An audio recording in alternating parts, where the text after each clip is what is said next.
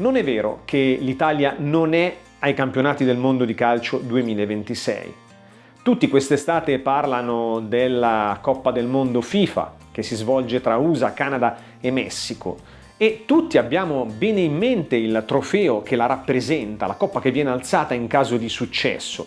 Ma quanti di voi sanno che questa coppa, la Coppa del Mondo FIFA, è stata realizzata da un italiano? Già, la Coppa del Mondo FIFA è un orgoglio del nostro paese, un'eccellenza del nostro paese e in questo video ti racconterò la sua straordinaria storia, la storia di Silvio Gazzaniga.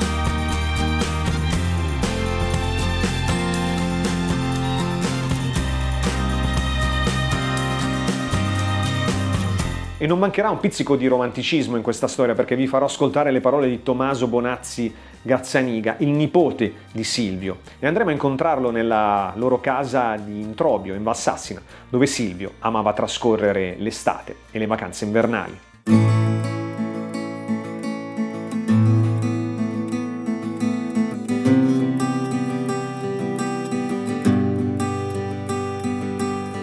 La protagonista di questo video e dell'estate sportiva mondiale, ogni 4 anni, è lei, la Coppa del Mondo, un'icona globale. Basta uno sguardo per riconoscerla e collegarla a ciò che significa per miliardi di persone, un vero e proprio sogno. Facciamo un salto indietro nel tempo. 21 giugno 1970, Pelé, da capitano del Brasile, alza la Coppa Rimé per la terza volta nella sua storia. Il regolamento prevede che chi la vinca per 3 volte se la giudichi in maniera permanente. Dunque la Rimé rimane al Brasile e rimarrà al Brasile per sempre. La FIFA istituisce una commissione, un giurì di esperti e bandisce un concorso internazionale per l'istituzione di un trofeo che andrà a sostituire proprio la Rimé. Silvio Gazzaniga, che all'epoca ha 50 anni, si mette subito all'opera e invia la sua proposta alla giuria. Il suo è uno dei 53 progetti giunti da 25 nazioni, da tutto il mondo. In estate l'artista inizia a lavorare e crea il modello che tutti conosciamo, la terra sostenuta da 2 calciatori stilizzati.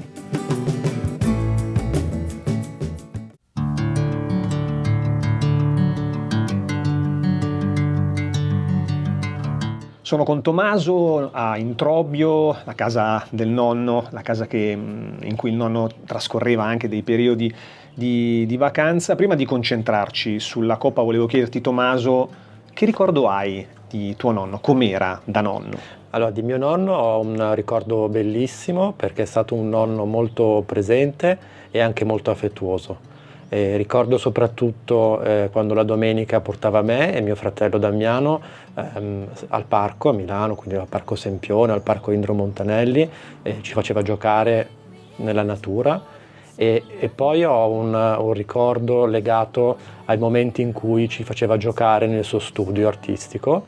Se mi fermo un attimo, chiudo gli occhi, riesco ancora a sentire l'odore del gesso, della plastilina, e ci faceva fare delle piccole medaglie, insomma, però era sicuramente un gioco che tanti altri bambini magari non potevano fare e per noi era come dire, un onore e un grosso divertimento poter stare nel suo studio e con lui far giocare con la materia. Come conviveva tuo nonno con il fatto che una sua creazione, questo trofeo, sia poi diventata un'icona globale dello sport? Quando lui realizzò la Coppa nel 1971 e poi venne presentata dalla FIFA ufficialmente nel 1972, chiaramente era una sua creazione di cui era molto orgoglioso, era un bellissimo oggetto di design, ma poi quando si accorse nel 1974 che appunto la Germania di Franz Beckenbauer per la prima volta la vinse e il capitano la innalzò al cielo, lì si rese conto che la Coppa era diventata un oggetto vivo. Un oggetto apprezzato che sarebbe a breve poi diventato una vera e propria icona. Per lui chiaramente era sempre un momento di grande emozione quando ogni 4 anni, durante appunto la finale di ogni competizione mondiale, la Coppa entrava in campo e appunto per i festeggiamenti della squadra vincitrice e ogni tanto mi diceva anche che gli scendeva un po' una lacrima perché rivedeva un po' questa sua opera che tanto comunque ha amato. Come spesso accade alla base, all'origine di una grande storia, c'è un colpo di genio. Nel 1971 Silvio Gazzaniga, in un'epoca in cui le stampanti 3D sono un'idea divina ancora, arriveranno decine di anni dopo, dunque non si può trasformare in un attimo un'idea in realtà, bisogna lavorare duramente. Che cosa decide di fare? Un azzardo. Nel suo laboratorio decide di realizzare un prototipo vero e proprio, un modello concreto del suo trofeo, del suo progetto, così che la FIFA possa toccarlo con mano. Ed è quello che accade, perché nel 1972 la FIFA, stregata da quel trofeo, decide di farlo diventare il simbolo della Coppa del Mondo FIFA. E 2 anni più tardi, nel 1974, Franz Beckenbauer, da capitano della Germania, la alzerà al cielo per la prima volta. Da allora diventerà l'emblema della gloria calcistica. Tommaso, volevo chiederti, spiegaci come nacque l'idea del trofeo con queste 2 figure stilizzate, umane, che sorreggono il mondo. Intanto c'è da dire che quando mio nonno realizzò la Coppa nel 1971 aveva 50 anni e quindi aveva alle spalle più di 30 anni di esperienza artistica nel creare simbolismi legati alla vittoria sportiva. Questo sicuramente l'ha messo in una condizione di vantaggio rispetto agli altri concorrenti del concorso della FIFA. Poi lui decise innanzitutto, per dare più movimento alla materia, di realizzare una sorta di doppia elica, di 2 eliche che si intersecano fino ad arrivare al cielo, al mondo, per dare appunto un senso di grande esuberanza. Possiamo quasi definire una sorta di DNA del calcio. E scelse 2 giocatori, intanto perché il calcio è un bellissimo sport di squadra, perché comunque si affrontano 2 squadre, una davanti all'altra, e il fatto che gli atleti, i giocatori sorreggano il mondo ha una doppia valenza. La prima certamente legata al grande sforzo e la fatica che un atleta professionista deve in qualche modo gestire, subire tutti i giorni per arrivare a quei livelli, per arrivare al numero 1 del mondo del calcio. E il secondo aspetto è invece più legato all'esultanza, alla vittoria, alla gioia, all'esplosione. Esistono dei bozzetti alternativi? C'erano delle alternative alla Coppa che poi vinse e che divenne la Coppa FIFA oppure no? Allora, lui inizialmente preparò anche un secondo bozzetto, più astratto, ma poi lo abbandonò, decise di focalizzarsi su quello che poi appunto vinse, perché si rese conto che appunto quello della Coppa attuale era un bozzetto, un design che riusciva a parlare, era un oggetto che parlava, riusciva a raccogliere tutti i simbolismi in maniera chiara, in maniera efficace. Infatti probabilmente una delle ragioni per il successo di questa Coppa che è assolutamente comprensibile a tutti, riesce a comunicare in maniera molto forte quello che sono i valori dello sport universali. La coppa viene fusa con l'antica tecnica detta a cera persa, come avviene da millenni con le statue in metallo classiche più celebri, ed è realizzata in oro massiccio a 18 carati e anche se vuota al suo interno, pesa poco più di 6 kg, è alta 36,8 cm e ha un diametro alla base di 13. Il basamento è realizzato da 2 fasce di malachite verde, mentre intorno e al di sotto del basamento, in appositi riquadri predisposti sul metallo, sono incisi, ciascuno nella lingua del relativo paese, i nomi delle nazionali che dal 1974 si sono aggiudicate il trofeo, vincendo così il mondiale. Immagino che tuo nonno ti abbia raccontato tanti aneddoti legati alla Coppa del Mondo. Ce n'è qualcuno magari che ci vuoi raccontare? Quando lui partecipò al concorso della FIFA nel 1971 decise non solo di presentare il bozzetto, ma anche di realizzare un prototipo in gesso proprio per dare la possibilità ai giudici della FIFA di vedere la Coppa e anche di toccarla.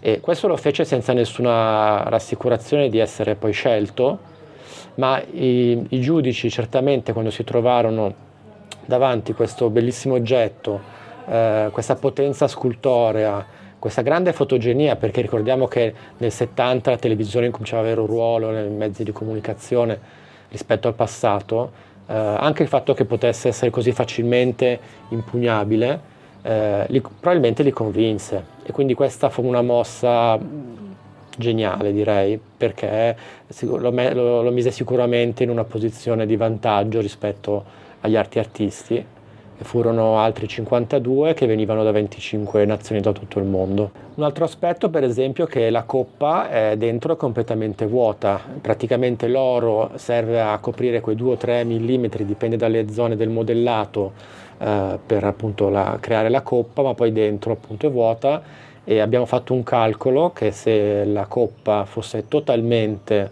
un unico pezzo d'oro massiccio peserebbe più di 60 kg, quindi insomma anche per un atleta sicuramente un peso complicato da solo, almeno da alzare. Nel corso dei decenni la sua coppa è passata di mano in mano, insomma una staffetta tra grandi campioni, perché da Zoff a Maradona, Matteus, Cannavaro, Messi, grandissimi campioni, leggende del calcio. Ce n'è qualcuno a cui lui era particolarmente legato? Magari lo rendeva orgoglioso il fatto che questo campione avesse alzato la sua coppa? Allora, sicuramente Zoff nel 1982, perché era la prima volta che la nazionale italiana vinceva il suo, tra virgolette, trofeo, e quindi quella fu un'emozione molto forte. Chiaramente negli anni successivi, poi anche nel 2006, Fabio Cannavaro, tra l'altro, che ha avuto modo di alzare durante un evento recentemente a Napoli il prototipo in gesso, quindi ha rivissuto, diciamo, un po' questa emozione. Ricordo che aveva molta stima anche per il genio di Maradona, però chiaramente quando furono i capitani della nazionale italiana ad alzare il suo trofeo fu un'emozione ancora più forte rispetto ad altri capitani di altre nazionali. Silvio Gazzaniga, formatosi a Milano durante le avanguardie degli anni 40, è stato maestro scultore, specializzato nella realizzazione di medaglie e trofei. Non si è fermato alla Coppa FIFA, è diventato un riferimento a livello sportivo.